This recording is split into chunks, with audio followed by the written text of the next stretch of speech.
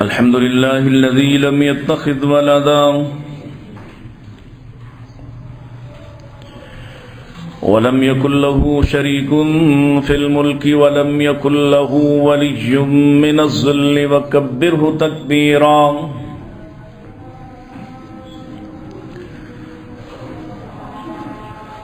الحمد لله الذي علم بالأنعام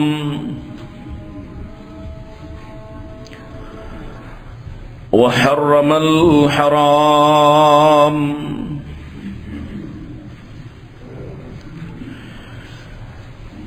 الذي خلق كل شيء وخلق الإنسان والأنعام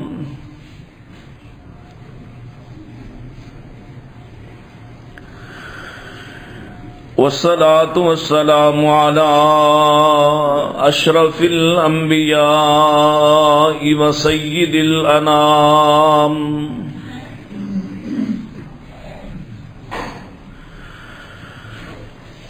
وعلى آله العظام وعلى أصحابه الكرام وعلى من اتبع الإسلام.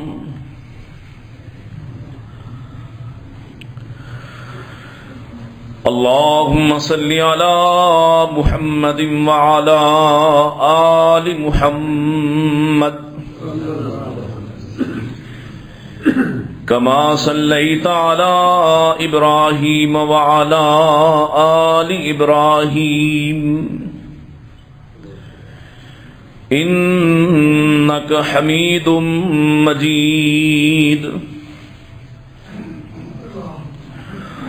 اللهم بارك على محمد وعلى آل محمد كما باركت على إبراهيم وعلى آل إبراهيم إنك حميد مجيد. أعوذ بالله السميع العليم من الشيطان الرجيم. بسم الله الرحمن الرحيم.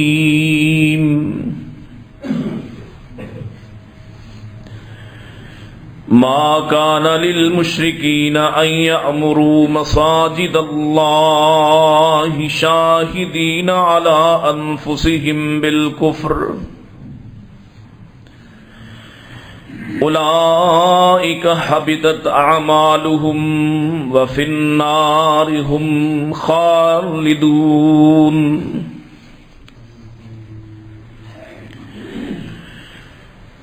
وقال الله تعالى قل هل ننبئكم بالأخسرين أعمالا الذين ضل سعيهم في الحياة الدنيا وهم يحسبون أنهم يحسنون صنعا أولئك الذين كفروا بآيات ربهم ولقائه فحبطت أعمالهم فلا نقيم لهم يوم القيامة وزنا. ذلك جزاؤهم جهنم بما كفروا واتخذوا آياتي ورسلي هزوا.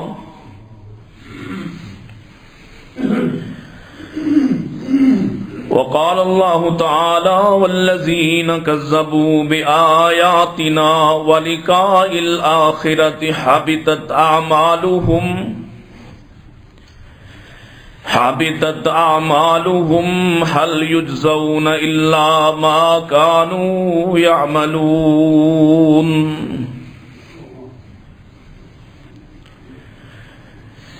إن أحسن الحديث كتاب الله وخير الهدي هدي محمد صلى الله عليه وسلم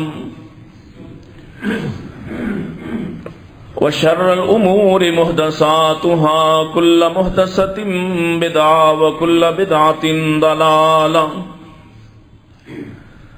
وكل بدعة ضلالة وكل ضلالة في النار.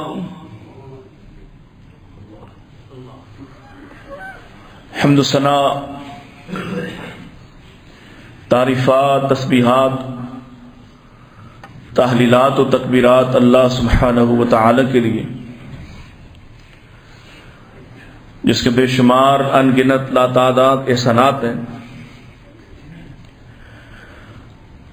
جو سراپا احسان ہے، حقیقی محسن ہے، جس نے ہمیں انسان بنایا، انسانوں سے ممتاز کر کے اہل اسلام میں پیدا فرمایا، اور اہل اسلام سے ممتاز کر کے جس نے ہمیں صحیح فکر اور صحیح منہج پر قائم فرمایا،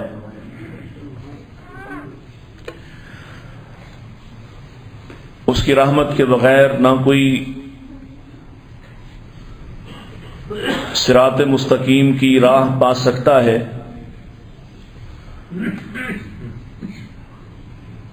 اور اس کی حفاظت کے بغیر کوئی اس راہ پر چل نہیں سکتا، اور مسلسل اس کے تحفظ کے بغیر کوئی اس راہ پر استقامت اختیار نہیں کر سکتا۔ اس سے دعا ہے، درخواست ہے، تا دم مرگ آخری سانس بھی صحیح منہج پر، درست فکر پر رکھے، اور اپنے نبی کی سنت پر قائم رہتے ہوئے اس دنیا سے جانے کی سعادت عطا فرمائے۔ درود السلام امام الانبیاء سید الاتقیاء جناب محمد مصطفیٰ صلی اللہ علیہ وسلم کے لیے۔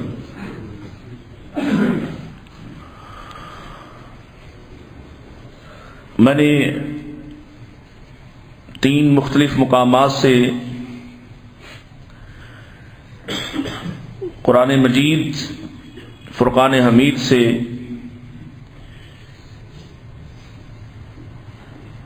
آیات تلاوت کی ہیں، کیونکہ ہم نے مسلسل 3 خطبات نیکیوں کے فوائد، ان کی برکات کے حوالے سے چند ایک گزارشات آپ کے سامنے رکھی ہیں۔ یقیناً نیکی اللہ کی توفیق سے ہوتی ہے، اللہ کے فضل سے ممکن ہوتا ہے۔ وہ جسے یہ سعادت عطا کرنا چاہے، جس کو چن لے، جس کو منتخب کر دے، اسے نیک اعمال کی فکر اور توفیق عطا کرتا ہے۔ لیکن اس سے بڑھ کر نیکیوں کا دوام ہے کہ نبی کریم صلی اللہ علیہ وسلم نے ارشاد فرمایا، وہ بڑے بڑے اعمال جو آدمی انجام دیتا ہے وہ نہیں، بلکہ اللہ کو وہ نیکی زیادہ محبوب ہے جو مستقل کی جائے، اور ساتھ فرمایا وَإِن قَلَّ، اگرچہ وہ تھوڑا اور معمولی اور چھوٹا عمل ہو، یعنی وہ عمل جو مستقل کیا جائے وہ زیادہ محبوب ہے بنسبت ان بڑے بڑے اعمال کے جو کبھی کر لیے جائیں اور اس کے بعد ان کو چھوڑ دیا جائے۔ نیکی کی حفاظت بھی اللہ تعالیٰ ہی کرتا ہے، اور اسی کی توفیق سے یہ ممکن ہوتا ہے۔ انسان اس میں شر کا داعیہ اور شر سے محبت اور شر کی طرف رغبت زیادہ ہے۔ شیطان اس کا دشمن ہے اور بڑا کھلا دشمن ہے، وہ اسے نیکی پر قائم نہیں رہنے دیتا، کبھی اس کی توجہ اس نیکی سے ہٹا دیتا ہے، کبھی کسی اور کام پہ لگا دیتا ہے، اور کچھ نہ ہو تو اسے اس نیکی پر فخر اور غرور سکھا دیتا ہے۔ کبھی اس کی نیت کے اندر کوئی کھوٹ ملا دیتا ہے کہ اچھا خاصا اللہ کے لیے کیے جانے والے اعمال کو بھی اپنی خوبی اور اپنے لیے باعث شہرت جاننا شروع کر دیتا ہے، اور یہاں سے بھی بچ جائے تو پھر وہ نیکیاں اگر کسی انسان پہ ہیں، رشتہ دار پہ ہیں، تو اسے منان بنا کر، احسان جتلا دینے والا بنا کر ان نیکیوں کو تباہ و برباد کروا دیتا ہے۔ وہ نیکیاں جو ضائع ہو جائیں، محفوظ نہ رہیں، وہ کتنی زیادہ بھی کیوں نہ ہوں، ان کا کوئی فائدہ آپ کو مجھے حاصل ہونے والا نہیں ہے۔ اور نبی رحمت صلی اللہ علیہ وسلم کی رحمت کا ایک عظیم مظہر، ایک عظیم علامت یہ بھی ہے، ایک عظیم فائدہ یہ بھی ہے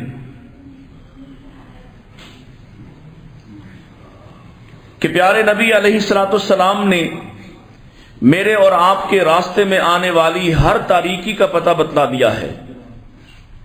میرے اور آپ کے راستے میں آنے والا ہر خوفناک راستہ، میرے اور آپ کے راستے میں ہر آنے والی گھاٹی، ہر ڈھلان اور ہر وہ جگہ جہاں سے مجھے اور آپ کو نقصان پہنچ سکتا تھا، اللہ کے پیارے نبی علیہ الصلوۃ والسلام اس کی خبر دے گئے ہیں۔ اور اگر آپ اس احسان کو نہیں سمجھتے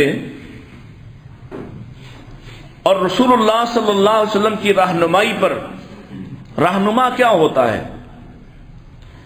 جو آپ کو آنے والے راستے میں ہونے والی رکاوٹوں کے بارے میں بھی خبر دے دیتا ہے، گائیڈ، کہ وہ جانتا ہے اس کا یہ راستہ رہا ہے، وہ اس راستے کی تنگیوں کو، تنگنائیوں کو، پریشانیوں کو سب جانتا ہے۔ آپ نے کوئی سفر کرنا ہو کسی ایسی طرف، کسی ایسی سمت،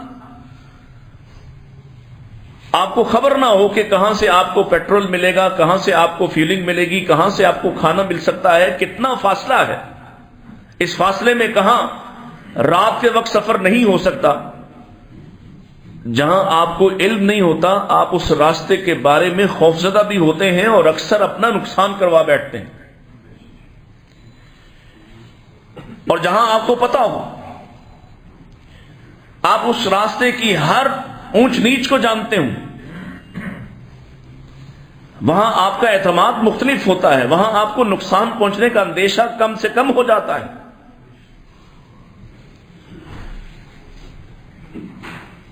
اللہ کے پاک پیغمبر علیہ الصلوۃ والسلام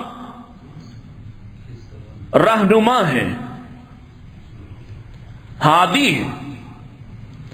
ہادی اس شخص کو بھی کہتے ہیں جو آپ کو راستے کی گائیڈنس دیتا ہے، رہنمائی کرتا ہے، یہ راستہ ہے آپ کے جانے کا، یہ محفوظ راستہ ہے۔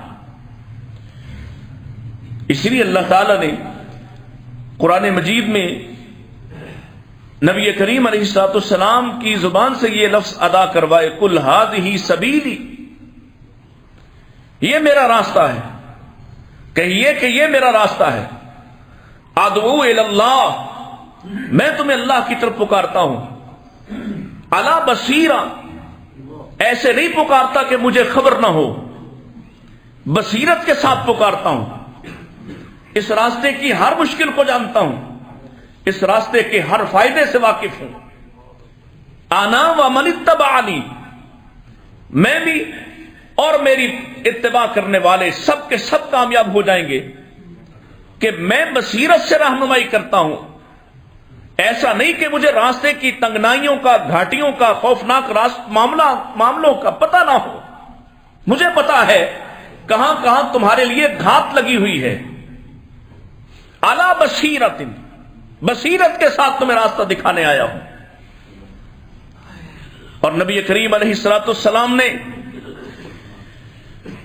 ایسی بصیرت کے ساتھ راستہ دکھایا ہے اور اللہ کی رہنمائی میں دکھایا ہے. اللہ کی طرف سے یہ بصیرت ہے کہ انسان کی بصیرت کو تو غلط فہمی بھی ہو سکتی ہے، انسان تو غلطی بھی کر سکتا ہے، وہ تو بھول بھی سکتا ہے، لیکن جس مالک نے میرے اور آپ کے لیے رہنما مصطفیٰ کو چنا ہے اس نے حفاظت بھی خود فرمائی ہے، اس راستے کو محفوظ بنایا ہے. اور کہیں کہا ان ھذا صراطی مستقیما، میرا راستہ مستقیم اس راستے کو بھی کہتے ہیں جس کی ہر بات صاف ستھری ہو، جس کا کوئی معاملہ ایسا نہ ہو جس میں کوئی الجھن ہو، الجھاؤ ہو.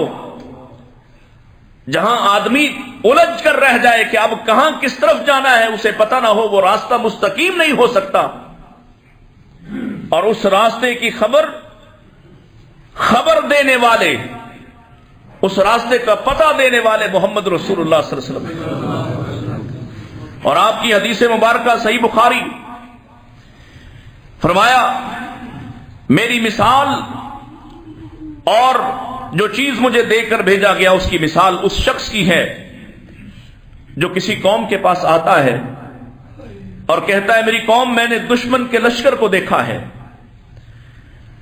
اپنی ان دونوں آنکھوں سے دیکھا ہے، وَأَنَا النَّذِيرُ الْعُرْيَانُ، اور میں تمہیں آنکھوں سے دیکھ کر صاف صاف دیکھ کر ڈرا رہا ہوں، میں بتلا رہا ہوں کہ کہاں کہاں تمہارا دشمن راستے میں تمہارے لیے گھات لگا کے بیٹھا ہے، اپنا بندوبست کر لو.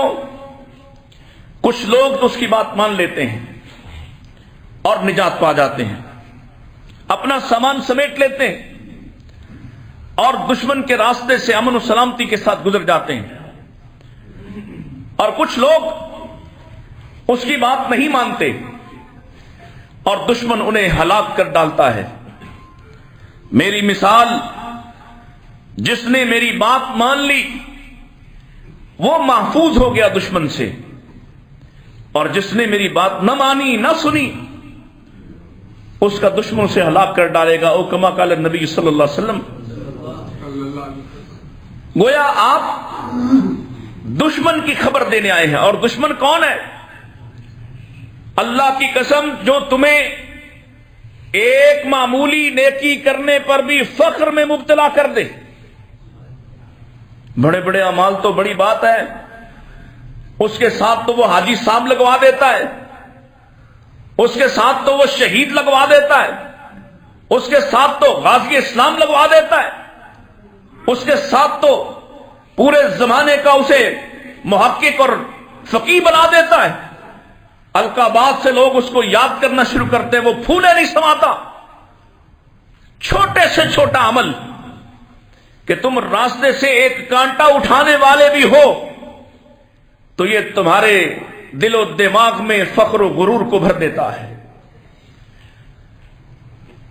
ان گھاٹیوں کو جاننا زیادہ ضروری ہے، دشمن کی ان چالوں سے واقف ہونا از حد ضروری ہے. کہ کسی شخص کے پاس بہت زیادہ اعمال نہ ہوئے، بہت زیادہ نیکیاں نہ ہوئیں، اس کی بنیادی اور لازمی معاملات فرض ادا کرنے والا، لیکن شیطان سے بچ گیا، اس دشمن سے بچ گیا، اس دشمن کے فریب سے بچ گیا، اس کی چالوں سے بچ گیا، تو اس کے یہ اعمال، نیک اعمال اس کے لیے کافی ہو جائیں گے. اور اگر اس کی چالوں میں آیا، اللہ اکبر، پھر میں صرف اس حدیث کو وہ بار بار آپ سنتے رہتے ہیں، صرف اپنے استدلال کے لیے، دلیل کے لیے اشارہ کر دیتا ہوں کہ دین میں 3 چوٹی کے کام ہیں، ان سے بڑا کوئی کام دینی مزاج رکھنے والا کوئی شخص نہیں کر سکتا ہے. ان میں ایک، دن رات لوگوں کو واعظ و نصیحت کرنے والا، قرآن سننے سنانے والا عالم دین ہے. دوسرا، نیکی کے کاموں پر اپنے مال کو خرچ کرنے والا سخی ہے. اور تیسرا، دفاع اسلام کے لیے دفاع اسلام کے لیے، دفاع مسلمانان کے لیے اپنی جان سے گزر جانے والا ہے، ان سے بڑا کوئی عمل پورے اسلام نے اور پورے دین نے ان سے بڑا کوئی عمل قرار نہیں دیا ہے، اس سے بڑا کوئی عمل نہیں ہے۔ عالم جس کو فضیلت یہ بخشی کہ یہ تم پر ایسے فضیلت رکھتا ہے جیسے میں تم پہ ایک ادنا شخص پر فضیلت رکھتا ہوں، سخی اتنا محترم ہے کہ یہ اللہ کے ان سارے کاموں کی ذمہ داریاں لے لیتا ہے جو ذمے بھی نہیں ہے، یہ فرض نہیں، نفل صدقات کرنے والا ہوتا ہے۔ اور شہید وہ جس کا قطرہ خون بعد میں زمین پہ گرتا ہے، اس کے گناہوں کو پہلے معاف کر دیا جاتا ہے۔ چوٹی کے 3 اعمال ہیں، لیکن اگر یہ اللہ کے لیے نہیں ہے، اگر ان اعمال کو انجام دینے کے دوران، دینے کے بعد اس کی چال میں آ گیا ہے، چال کیا ہے؟ اعمال انجام دیتے ہوئے آدمی کو اپنے خیالات پر اتنا کنٹرول اور اتنا ضبط نہیں ہوتا۔ اس لیے تو ہمیں سکھایا کہ جو بھی کرتے ہو تمہیں اپنی نیکی یاد بھی آ جائے تو کیا کہو؟ ماشاء اللہ لا قوت الا باللہ، میں نے نہیں کی، مجھ سے کروانے والے نے کروا دی، اور نہیں بچے گی اگر اس نے نہ بچنے دی تو۔ یہ تو دشمن ہے اندر،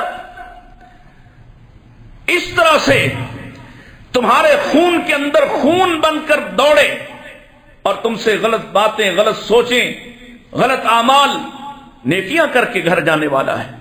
بڑے اعمال ہیں، لیکن ان تینوں کو کہا جائے گا تم نے ہمارے لیے نہیں کیا، ہمارے لیے نہیں کیا، تو شہید ہو کر بھی آ گئے۔ عالم زندگی بھر علم کی نشر و اشاعت کرنے والا، مشکلات برداشت کرنے والا، مال کو اللہ کے راستے پہ قربان کر دینے والا،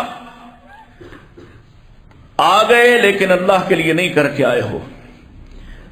سو اب جس کے لیے کر کے آئے ہو کہا جائے گا اذهبوا الى الذين كنتم تراؤون في الدنيا، ان کے پاس چلے جاؤ جن کے لیے کیا تھا، تم نے چاہا تھا، لوگ تمہاری علم کے، تمہاری فقاہت و ثقافت کے چرچے کرتے رہیں تو لوگوں نے کر دیے، ہم سے تو چاہا ہی کچھ نہیں تم نے۔ وہ مشکلات برداشت کر کے تم نے اپنا قد کاٹ تو بڑھا لیا، لیکن دنیا والوں کی نظر میں، ہماری نظر میں تمہارا کوئی قد کاٹ نہیں بڑھا ہے۔ وہ مال تم نے خرچ تو کیا، لیکن چاہتے تھے لوگ تمہارے بازار میں نکلتے ہی تمہاری تعریف شروع کر دیں۔ اذهبوا، اب جاؤ انہی کے پاس جن کو دکھاتے دکھاتے یہ اعمال کرتے تھے، انہی سے جا کر بدلہ لے لو۔ فانظروا هل تجدون عندهم جزاء، پھر دیکھتے ہیں کہ وہ تمہیں کوئی جزا بھی دیتے ہیں، کوئی بدلہ بھی دیتے ہیں۔ اور ہمارے لیے کر کے آیا ہوتا، اللہ کے لیے کر کے گیا ہوتا تو یہ اعمال عالم ایسے شاندار تاج پہنائے جاتے، سخی اہل اللہ قرار دیا جاتا، شہید اللہ اکبر، اللہ اس سے براہ راست ملاقاتیں کرتا۔ اگر اللہ کے لیے کرتے تو کتنا اجر تھا، اور اگر اللہ کے لیے نہیں تو ان کا کوئی فائدہ نہیں ہونے والا ہے۔ اس لیے نیکیوں کے ضائع ہو جانے، نیکیوں کے برباد ہو جانے والے وہ معاملات، وہ راز جو پیارے نبی علیہ السلام نے بیان کر دی، ان کو جاننا ازحد ضروری ہے۔ کتنی دفعہ یہ حدیث سنی اور شاید یاد بھی ہو گئی، لیکن کون ہے جس نے اپنی تنہائی کو پاک کیا ہو؟ کتنے اعمال، کہا میں تمہیں ان لوگوں کی خبر نہ دوں جن کی نیکیاں تہامہ پہاڑوں کے برابر، تہامہ پہاڑ عرب کے اندر اس پہاڑی سلسلہ ہے جیسے آپ کے ہاں یہاں ہندو کش کا سلسلہ ہے، پہاڑوں جیسی نیکیاں، اتنے اعمال. اور فرمایا جب یہ اللہ کے سامنے آئیں گے اتنی بڑی نیکیوں والے، فَجَعَلْنَاهُ هَبَاءً مَنْثُورًا، اللہ انہیں راکھ کا ڈھیر بنا کر اڑا دے گا. تم بھی یہ حدیث سنتے ہو، اور یہ بات نبی پاک کے پیارے صحابہ نے بھی سنی تھی، ہم نے بھی سنائی ہے. اور تم شاید اگلی بات نہیں جاننا چاہو، اور وہ تڑپ گئے، صفہم لنا یا رسول اللہ، جلیہم لنا یا رسول اللہ.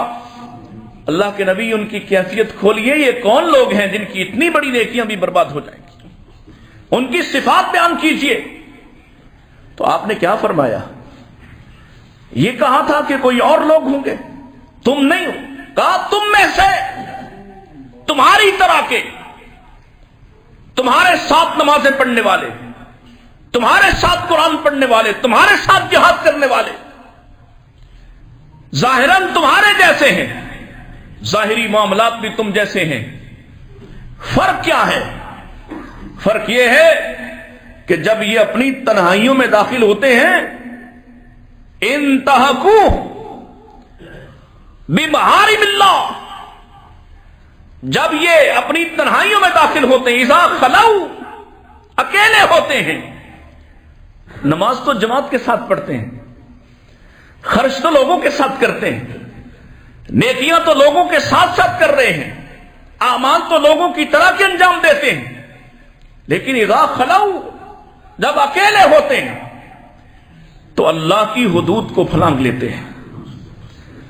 اکیلے ہوتے ہیں تو اللہ کی حدود کا خیال نہیں کرتے، اکیلے ہوتے ہیں تو حرام چیزوں کو اپنے اوپر حلال کر لیتے ہیں، اور اس عمل کی وجہ سے ان کے پہاڑوں جیسے اعمال بھی اللہ ڈھیر بنا کر راکھ کا اڑا دیتا ہے. اب آپ اندازہ لگائیے کہ پہاڑوں جیسے اعمال کرنے میں کتنی دقت ہوتی ہے، کتنی مسلسل محنت ہے. اللہ اکبر. اور پھر ان کو ضائع کرنے کے لیے ایک مجلس، ان کو برباد کرنے کے لیے ایک رات. اسی طرح سے نبی کریم صلی اللہ علیہ وسلم کی حیثیت،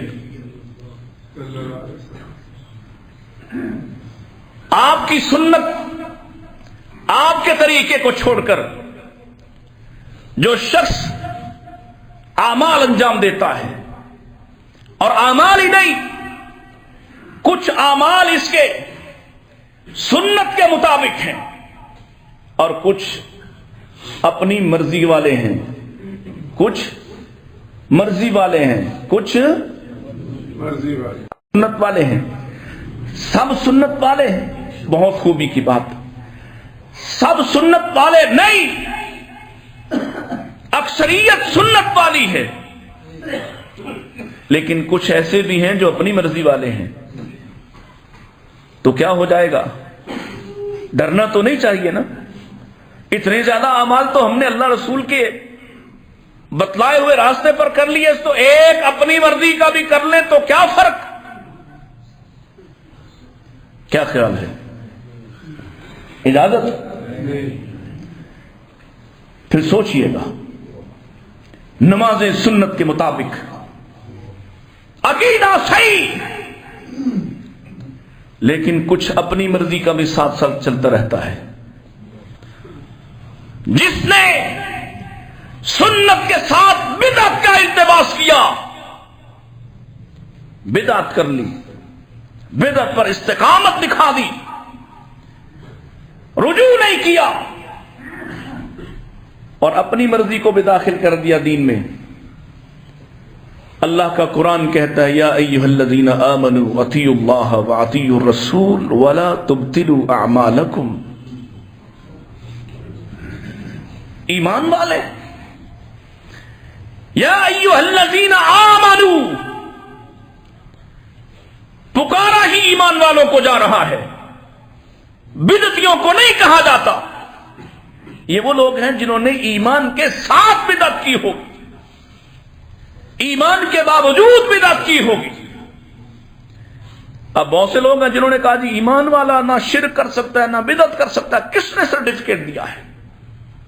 قرآن کہتا ہے یا ایھا الذین آمنوا، اے ایمان کا دعویٰ کرنے والوں، اطیعوا اللہ، اللہ کی مانو، واطیعوا الرسول، رسول کی مانو، ولا تبطلوا،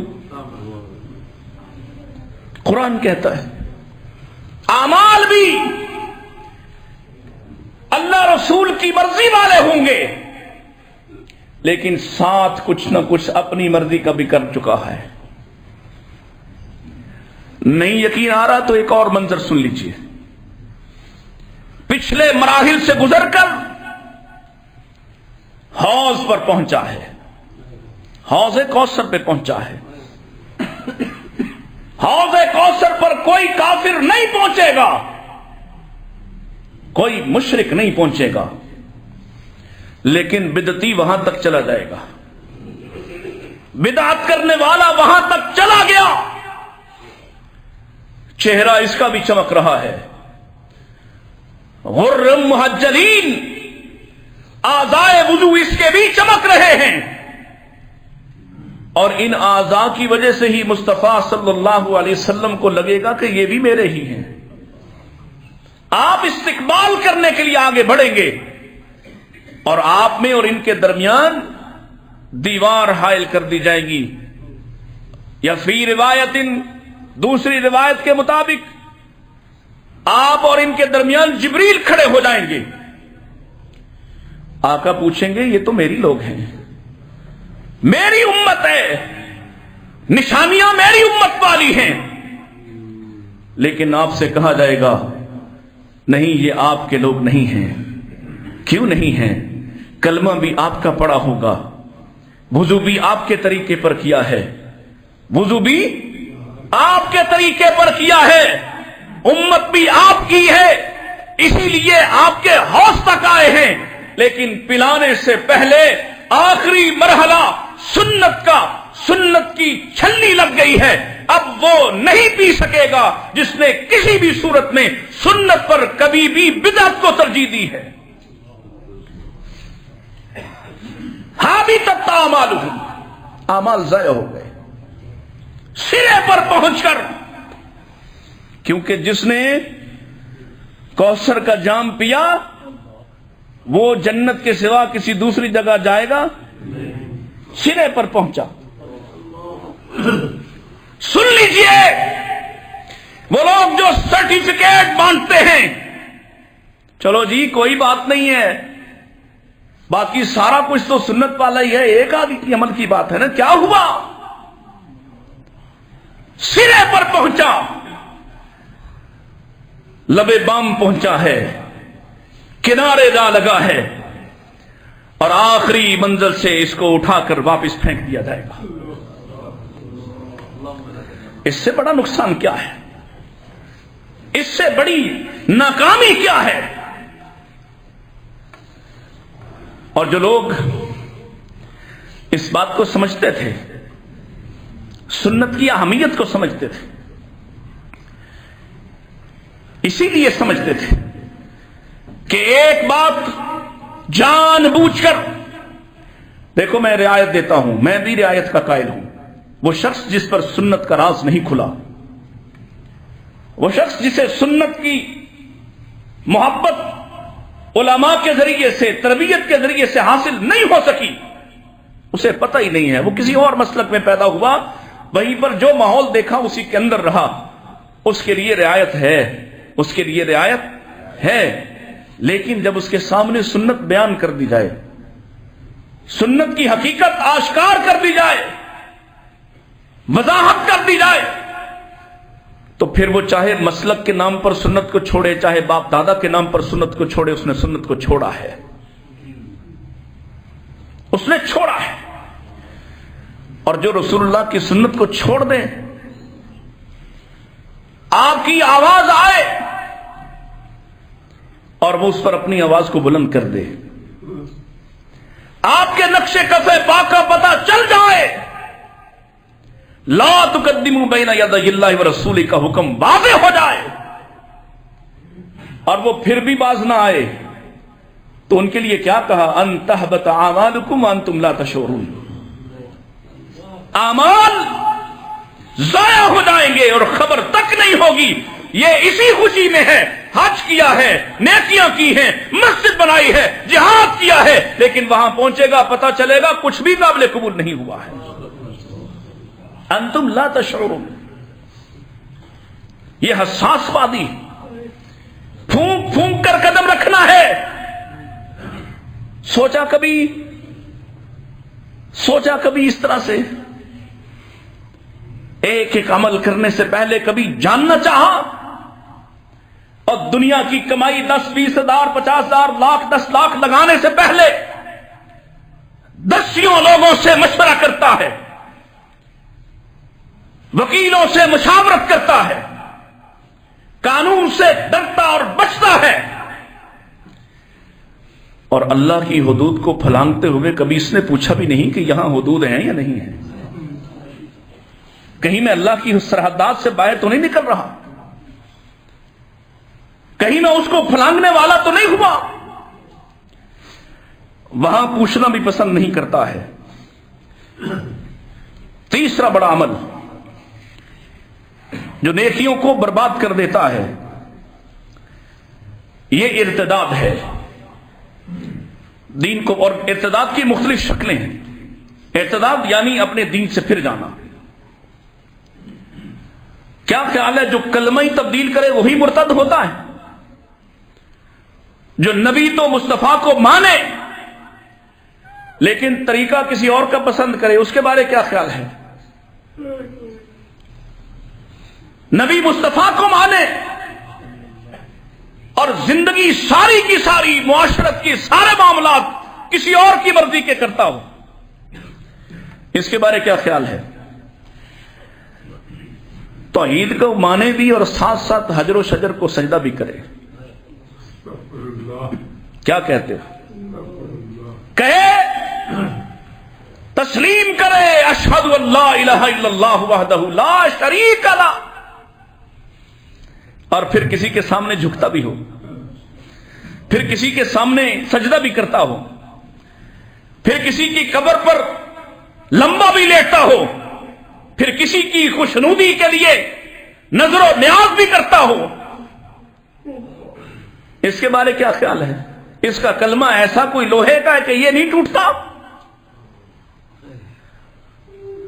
یہ نہیں خراب ہوتا؟ جو شخص بھی، اللہ نے کیا فرمایا؟ وَمَن يَبْتَغِ غَيْرَ الْإِسْلَامِ دِينًا، اسلام کو چھوڑ کر، اسلام کیا عبادت کا دین ہے؟ یہ شادی کا سلیقہ اور طریقہ نہیں بتلاتا؟ بولیے، پھر غور کیجئے گا ذرا، اسلام نے نہیں بیان کیا کہ شادیاں کیسے کرنی؟ آپ کی معاشرت کا وہ کون سا کام ہے جس کی رہنمائی رسول اللہ صلی اللہ علیہ وسلم نے نہ دی ہو؟ تو جب آپ اللہ کے نبی کی رہنمائی کو چھوڑ کر مشرکوں کی رہنمائی پر چلتے ہیں، بدعتیوں کی رہنمائی پہ چلتے ہیں، اللہ کے نافرمانوں اور دشمنوں کی ان کی چالیں چلتے ہیں، جو نبی موسیقی کے ساز توڑنے آیا اسی کا کلمہ پڑھ کر، ابھی ہوئی نا ایک شادی، یہ بلکہ ہوئی شادی کو دوبارہ منایا گیا، کئی دن لگائے گئے، ناچ گانا ہوا، اور یہ آنے والے خلیفۃ المسلمین ہیں، یعنی دوبارہ آنا چاہتے ہیں، یہ کلچر دکھا کر، مرد و زن کے اختلاط سے گانے گوا کر، اور کلمہ پڑھے جاتے ہیں مصطفیٰ صلی اللہ علیہ وسلم کا، صدقے یا رسول اللہ بھی ہو رہا ہے، اور وہ جو لڑکے کا باپ ہے وہ تو بات ہی یہاں سے شروع کرتا ہے، अस्सलातु वस्सलामु अलैका या रसूल अल्लाह। देखा ना आपने, ये धोखेबाजी दुनिया में तो चल सकती, अल्लाह के सामने नहीं चलने वाली।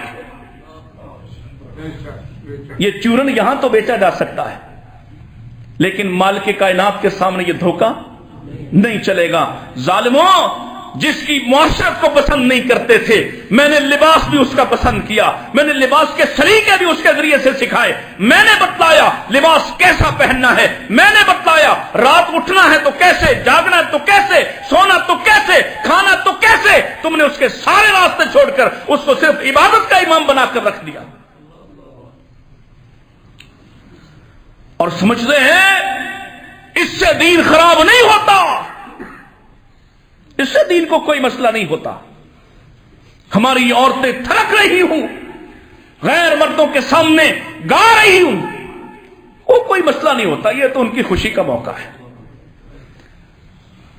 क्योंकि हमारे यहां ज्यादा नून लीग की सपोर्ट है ना, इसलिए हर बात, गलत बात भी सही होती है। याद रखिएगा, वमन यब्तगि गैरल इस्लामी दीनन, फतवा मेरा नहीं है, खालिक़े कायनात ने उतारी ये बात।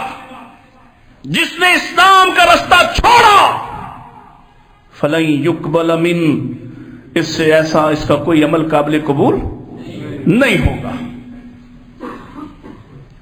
और ये धोखा भी उतार दीजिए कि कुछ मान लिया तो कुछ ना माना, जो नहीं माना वो रद्द होगा और बाकी कबूल किया जाएगा। नहीं, अल्लाह ने यहूद की एक बात नाजिल फरमाई और उनसे कहा, अफतुमिनून बिबाज़िल किताबी व तकफुरून बिबाज़, और जालिमों कुछ मानते हो और कुछ नहीं मानते। किताब के एक हिस्से को मानते हो और एक हिस्से से इनकार करते हो, ये मानना कहलाएगा कि इनकार? यही हो रहा ना, हम भी यही कर रहे हैं, अपनी मर्जी का माना और अपनी मुखालफत का छोड़ा। तो सवाल वही यहूदियों वाला है अल्लाह की तरफ से, अफतुमिनून बिबाज़िल किताब व तकफुरून बिबाज़, कुछ मानते हो कुछ का इनकार करते हो।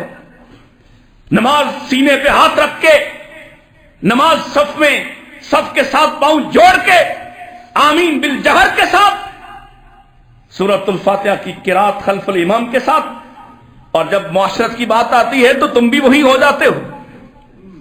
शादी तुम्हारी भी उसी तरह की होती है जिस तरह की दूसरे की है। जहां फर्क कायम करना था, नमाज में फर्क कायम कर लिया, और मुआशरत में वहां नहीं पता चलता कि ये काफिरों का घर है, ये मुसलमानों का घर है। वहां नहीं पता चलता ये मुसलमान की शादी है या किसी हिंदू की। अल्लाह अकबर। चौथी बात,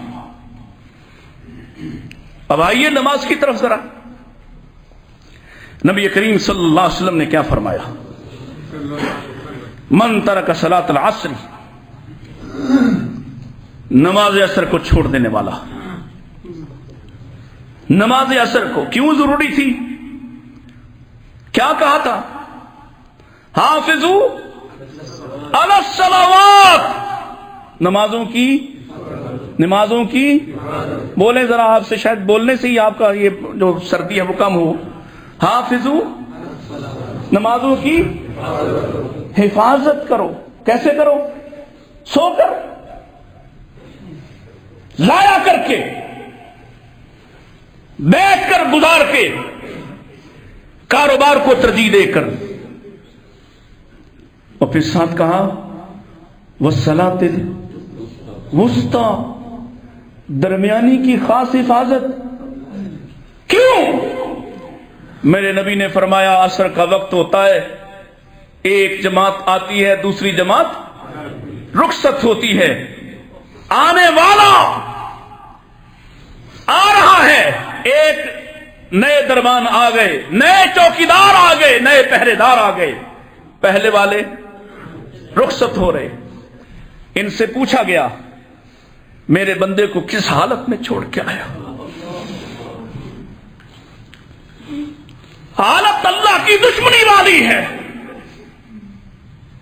तो गवाही उनकी है ना, उनको तुम उन पे असरअंदाज भी नहीं हो सकते हो। اور اگر انہوں نے کہا جا کے کل گئے تھے، جب گئے تھے تو نماز کی حالت میں تھا، آج آئے ہیں تو نماز میں کھڑا تھا،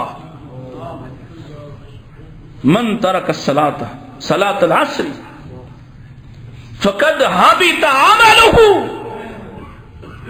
جس نے عصر کی نماز جان بوجھ کر چھوڑے رکھی اس کے اعمال برباد ہو گئے۔ یہ سمجھ رہے مدرسے کو 10 بوریاں آٹے کی جا رہی، کیا فرق پڑتا ہے، بڑی نیکی کرتا ہوں میں تو اہل حدیث ہوں، میں تو اہل سنت ہوں۔ اور نبی پاک کیا خبر دے رہے ہیں، گھات لگ گئی، گھات، من ترک صلاۃ العصر، جس نے نماز عصر آپ چھوڑ دیتے ہیں، پھر ڈر کیوں رہے ہیں؟ اور اگر اس سے پہلے چھوڑتے ہیں تو آج حدیث سن لی، اب تقاضا بدل گیا، دنیا تباہ ہوتی تو ہو جائے، عصر کی نماز نہیں چھوڑنی، عصر کی نماز نہیں چھوٹے گی، اس لیے کہ عصر گئی تو اعمال گئے۔ اور میں نہیں کہہ رہا بھائی، پتہ ہے جب میں جمعہ پڑھا کے جاتا ہوں کو 10-15 میسج آتے ہیں بعد میں نوجوانوں کے، آپ کے پاس سوائے سخت باتوں کے اور کچھ نہیں ہے، اور میرا دل کہتا ہے کہ میں کبھی آپ سے کہوں کہ یہ سخت سنا کر آپ کو کتنا کو فرق پڑا ہے، یہ سخت سن کر کتنی آنکھیں جو لبریز رہتی ہیں، کتنے ہاتھ ہیں جو کانپ اٹھتے ہیں، کتنی ٹانگیں ہیں جو کپ کپا اٹھتی ہیں، تو وہ بشارت دے دے کہ تمہیں اور دلیر کر دیں کہ ٹھیک ہے جو مرضی کرتے جاؤ، دینی چاہیے بشارت بھی، اور یہ بشارت بھی ہے، یہی حدیث بشارت بھی ہے کہ نماز پڑھنے والا اس کی شہادت عرش پہ جا رہی ہے، آئے تھے تو نماز کی حالت میں، آج واپس آئے ہیں تو نماز کی حالت میں، یہ بشارت بھی ہے۔ آگے بڑھیے، فتوے لگاتا ہے اور کیا کہتا ہے، فلاں کو اللہ معاف نہیں کرے گا، فلاں تو جہنمی ہے، فلاں تو مشرک ہے، متعین کر کے ہم کسی کے بارے میں یہ فتویٰ لگا سکتے ہیں؟ ہاں، نہ کسی مسلک کو، آپ کسی مسلک کو بطور مسلک کے نہ مرتد کہہ سکتے، نہ مشرک کہہ سکتے، نہ کافر کہہ سکتے، نہ کسی شخص کے بارے میں آپ کہہ سکتے کہ یہ شخص کافر ہے، اگر وہ اعلان کرتا ہے لا الہ الا اللہ، زبان سے ادا کرتا ہے، اعمال اس کے اللہ کے ذمے ہیں، آپ کو دروغہ بننے کی اجازت، اور جو ایسا کرے، پیارے نبی علیہ الصلوۃ والسلام نے اس کے لیے کیا فرمایا؟ فرمایا جو شخص من ذا الذی یتعلی علی اللہ اغفر لفلان، حدیث قدسی اللہ فرماتے ہیں جو بندہ میرے بارے میں یہ کہہ دیتا نا میں فلاں آدمی کو معاف نہیں کروں گا، یعنی وہ کہتا ہے کہ یہ جہنمی ہے، یہ کافر ہے، یہ جنت نہیں جا سکتا، میرے بارے میں اعلان کرتا ہے کہ اللہ اس کو معاف نہیں کرے گا، فرمایا فقد غفرت لفلان واحبطت عملک، میں اس کو تو معاف کر دیتا ہوں، اس کے اعمال برباد کر دیتا ہوں۔ زبان سنبھال کے، مفتی مت بناؤ۔ اچھا یہ بھی بڑی عجیب بات ہے، لوگوں کے عیب بڑے نظر آتے ہیں اور اپنی صرف خوبیاں یاد ہیں، دوسروں کے عیب، حالانکہ کرنا اس کے الٹ تھا، دوسروں کی خوبیوں پہ نگاہ رکھنا تھی، اور اگر کبھی ان کی طرف سے کسی کمزوری، کسی گناہ کو دیکھ لیتا تو آنکھ بند کرنے کا حکم تھا، دیکھ بھی لیا تو کیا کہا، خاموش رہ جاتا، اور پردہ ڈالنے کا پہلا مطلب یہ ہے اپنی آنکھ کا تو پردہ ڈالے. پردہ ڈالنے کا پہلا مطلب من ستر مسلمہ سترہ اللہ یوم القیامہ. یہاں مومن مسلم کا ایک گناہ ایک عیب دیکھ کر اپنی آنکھ کا پردہ تو گراتا, ایک دفعہ یہ آنکھ کا پردہ گرا کر لا تعلق ہو کر آگے بڑھ جاتا. اللہ فرماتے ہیں میرے نبی خبر دو, اس نے ایک مسلمان کا پردہ رکھا ہے, کل قیامت کے دن میں اس کے سارے عیبوں پر پردے ڈال دوں گا. کرنا تو یہ تھا لیکن یہ نہیں کرتا, بلکہ فتویٰ لگاتا ہے متعین کر کے. تو اللہ کے نبی صلی اللہ علیہ وسلم فرماتے ہیں, اللہ فرماتا ہے جو شخص اللہ کے بارے میں ایسی بات کہہ دے کہ فلاں کو اللہ معاف نہیں کرے گا, اللہ کہتے ہیں میں اس شخص کو تو معاف کر دیتا ہوں, گناہوں کے باوجود معاف کر دیتا ہوں, اور اس کو نہیں معاف کرتا جس نے میرے بارے میں یہ کہہ دیا کہ میں فلاں کو معاف نہیں کروں گا, اس کے اعمال برباد کر دوں گا. تو کی ہوئی نیکیاں بھی ضائع ہو گئی, نیکیوں کا نقصان ہو گیا. اور دنیا کے نقصان پہ رونے والوں, نیکیوں کے نقصان پہ جس دن تم روئے پھر غیبت نہیں ہوگی, پھر حسد نہیں ہوگا. اللہ کے پاک پیغمبر علیہ السلام نے کہا تھا نا, ابھی ایک شخص آئے گا جو جنت پالا ہے. پہلے دن بھی صحابہ نے دیکھا, عام سا آدمی ہے, اتنا عام ہے کہ صحابی اس کا نام تک نہیں لکھتے, عام سا بندہ ہے, جوتا ہاتھ میں پکڑا ہوا, داڑھی سے وضو کے قطرات گر رہے. لیکن خوش نصیب ایسا ہے کہ آج آپ کی مسجد میں پیارے نبی کے الفاظ اس کے بارے میں سنائے جا رہے ہیں. آقا کہتے ہیں ابھی جنتی داخل ہوگا, لوگوں کی نظریں دروازے کی طرف ہیں. ایک عام سا آدمی آتا ہے, پھر دوسرا دن ہوا, کہا ابھی جنتی داخل ہوگا, پھر وہی شخص ہے اسی کیفیت میں آتا ہے. تیسرا دن ہوا, کہا ابھی جنتی داخل ہوگا, وہ پھر وہی شخص داخل ہوا. حضرت عبداللہ کہتے ہیں میرے دل میں آیا, عبداللہ بن عامر رضی اللہ تعالی, وہ اس آدمی کا عمل کیا ہے, یہ اتنا بڑا 3 دن مسلسل جنت کی بشارت دے رہا ہے, کرتا کیا ہے؟ پیچھے چل پڑے اور جاننے کے لیے صرف کلام میں توریہ کیا کہ مجھے آپ کے ساتھ رہنا ہے. کہا رہ لو, اس کے ساتھ رہے. دیکھا اس کو قریب سے اس کے گھر میں رہ کر, کہا کچھ نہیں دیکھا مسوائے اس بات کے کہ جب وہ کروٹ بدلتا تو اللہ کا نام لیتا, اللہ کو یاد کرتا, اللہ کا ذکر کرتا. روزمرہ کے معاملات, نماز روزہ اسی طرح سے جیسے ہم کرتے. اٹھے اور کہا میں جاتا ہوں. اس نے کہا وہ کیسے آئے تھے؟ کہا آیا تو تھا تمہیں دیکھنے اور پرکھنے کو کہ تم خوش نصیب ہو جس کے لیے رسول اللہ نے 3 دن ایسا کہا, اور میں جاننا چاہتا تھا کہ تم ایسا کیا کرتے ہو, تم تو کچھ بھی نہیں کرتے. چل پڑے. اس صحابی نے کہا ٹھہرو, میں تمہیں بتلاتا ہوں میں کیا کرتا ہوں, جس وجہ سے مجھے بشارت مل رہی میں بتلاتا ہوں میں کیا کرتا ہوں. کہا کیا کرتے ہو؟ کہا میں کسی مسلمان بھائی کا حسد اپنے دل میں نہیں رکھتا ہوں,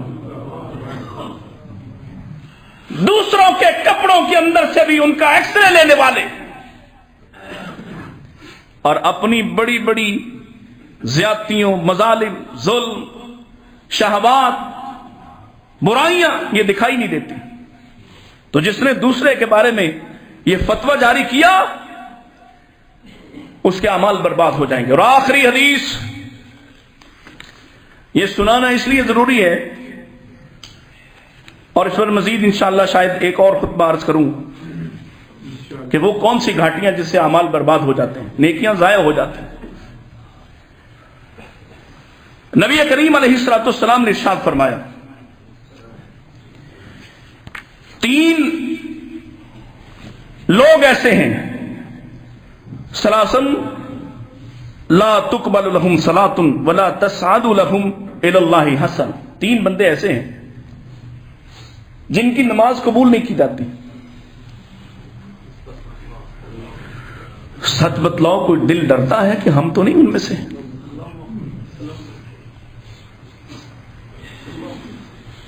تین بندے ایسے ہیں جن کی نماز قبول نہیں ہوتی اور نہ ان کی کوئی ایک نیکی آسمان کی طرف اٹھائی جاتی ہے، یعنی اعمال لے جانے والے فرشتے اس کی اس نیکی کو لے جاتے ہی نہیں۔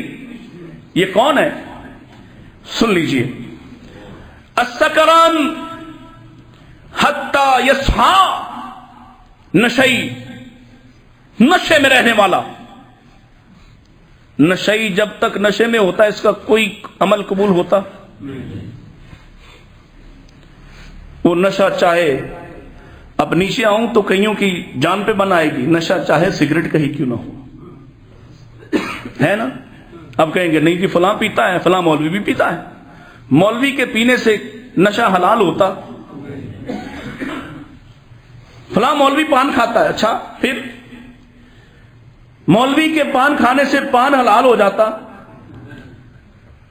حرام میں نہیں کہتا کہ تم لڑ پڑو گے اس پر کہ یہ رواج ہے، یہ سٹیٹس ہے۔ السکران، نشئی، اس کا کوئی عمل قابل قبول نہیں ہوتا۔ دوسرا، والمرأة الساخط علیہا زوجہا، وہ عورت جس کا شوہر اس پر ناراض ہو، اور شوہر ناراض ہو کسی جائز بات پر، ایسا نہیں کہ جس کا شوہر بھی ناراض ہوا وہ ظلم پر ناراض ہوا تب بھی اس کے لیے ایسا نہیں، شوہر جائز بات پر ناراض ہے، شوہر کا حق ہے اور عورت دیتی نہیں، شوہر کی ذمہ داری نہیں اٹھاتی، ایسا نہیں کہ شوہر اسے برائی پر آمادہ کرے اور وہ اسے انکار کرے اور وہ ناراض ہو جائے تو اس پر بھی یہی بات صادق آئے گی، صحیح بات پر ناراض ہے، حق تھا کہ عورت اس کی بات مانتی، اپنے شوہر کو ناراض نہ ہونے دیتی، جب تک اس پر اس کا شوہر ناراض ہے اس وقت تک اس کی نہ نماز قابل قبول نہ کوئی نیکی اٹھائی جائے گی۔ تیسرا، اور یہ بڑا خاص حصہ ہے، والعبد الابک، مفرور ملازم، مفرور غلام، حتیٰ کہ جب تک وہ واپس نہیں آتا، واپس آ کر اپنے مالک کے سامنے پیش نہیں ہو جاتا۔ اب کل تک تو یہ غلام تھا، آج کا غلام کون ہے؟ جو ملازمت کرتا ہے، جو کسی شرط کے ساتھ ملازمت کرتا ہے کسی جگہ پر اور بغیر بتلائے کسی بھی وقت اٹھ کر کہیں نکل پڑے، یہ مالک کے ساتھ زیادتی ہے۔ جب تک واپس نہیں آئے گا اس کے ساتھ اپنے معاملات کو کلیئر نہیں کرتا تب تک کوئی عمل قابل قبول نہیں ہے۔ پھر ایک حدیث میں حضرت ابو ہریرہ رضی اللہ تعالیٰ عنہ ہیں اور راستے میں ایک عورت کی آپ سے ملاقات ہو گئی جو خوشبو میں رسی بسی ہے۔ پوچھا، یا امت الجبار این تریدین، کہاں جا رہی؟ اے جبار کی باندی، جبار اللہ کا نام ہے، اے جبار کی باندی کہاں جا رہی؟ اس نے کہا مسجد، مسجد جا رہی۔ کہا والا ہوں تطیبتی، اسی لیے خوشبو لگائی ہے کہ مسجد جا رہی ہوں تو خوشبو مسجد کے لیے؟ ہاں ہاں۔ پھر کیا کہا؟ وہ الفاظ سن لیجیے۔ کہا فإنی سمعت رسول اللہ، پھر میں نے اللہ کے رسول سے سنا ہے، یقول علیہ الصلوۃ والسلام، ایما امرأۃ تطیبت ثم خرجت الی المسجد، وہ عورت جو خوشبو لگاتی ہے، خوشبو لگا کر مسجد کی طرف ہی جاتی ہے، مسجد کا ارادہ کرتی ہے، مسجد کی طرف جاتی ہے، مسجد میں جاتی ہے، اس کے ساتھ کیا ہوگا؟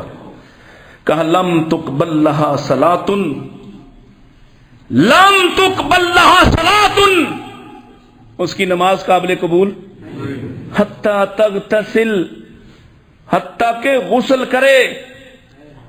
وفی روایت، سنن نبی داؤد کی دوسری روایت، کہ حتیٰ ترجع، حتیٰ کہ واپس لوٹے، وتغتسل، اور غسل کرے.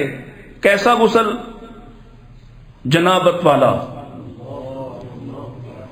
میں حقیر و فقیر اپنی بات نہیں کر رہا، پیغام مصطفیٰ ہے. اگر بازار کے لیے خوشبو لگا کر جائے، کہا وہی زانیہ، اگر مسجد کے لیے خوشبو لگا کر آئے تو کہا لم تقبل لہا صلاۃ، اس کی نماز قابل قبول نہیں ہے. ہماری چونکہ خواتین آتی ہیں تو یاد رکھیے گا، آپ نہائیں، اچھے لباس کو پہنیں، خوشبو نہیں لگا سکتے گھر سے باہر، خوشبو گھر میں لگا سکتے ہیں. اللہ ہمیں توفیق دے عمل کرنے کی. واخر دعوانا ان الحمدللہ.